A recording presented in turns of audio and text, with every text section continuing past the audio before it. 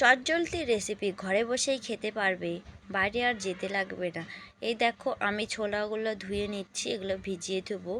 ওই 1 মুঠ 2 মুঠ নিয়েছি ছোলা, কাবরি ছোলাটা, বড় ছোলাটা যেটা, ওই ছোলাটাই নিয়েছি।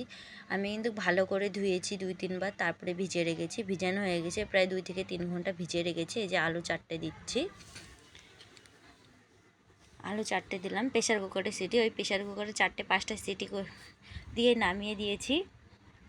এবার দেখো আমি কিন্তু সব কেটে নিয়েছি, আলু সিদ্ধ, শসা, পেঁয়াজ, লঙ্কা, আর এই যে ছোলা আর আলু কিন্তু আমি সিদ্ধ করে নিয়েছি, যেহেতু আমি কাঁচা খেতে পারি না। এই যে সবগুলো এখন আমি মিক্স করছি,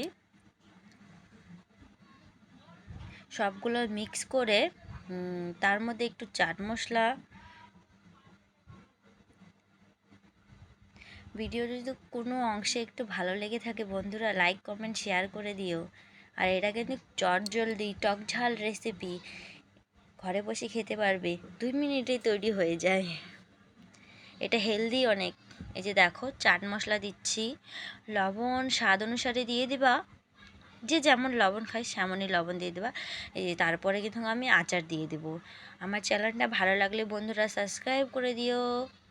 এমন আরও সুন্দর সুন্দর রেসিপি নিয়ে আবার চলে আসবো। এই যে আচারটা কিন্তু আমি এখন মিক্স করবি। তোমরা রেসিপিটা দেখো, তৈরি করো, বাড়িতে বানিয়ে খাও। আর আমি কিন্তু খেয়েছি, খুব ভালো হয়েছে।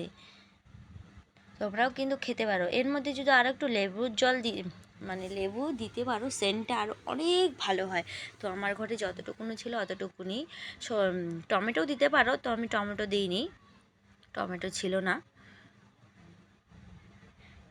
এটা হেলদিও অনেক, খেতে পারো, সবাই খেতে পারো। দেখা হচ্ছে পরের ভিডিওতে।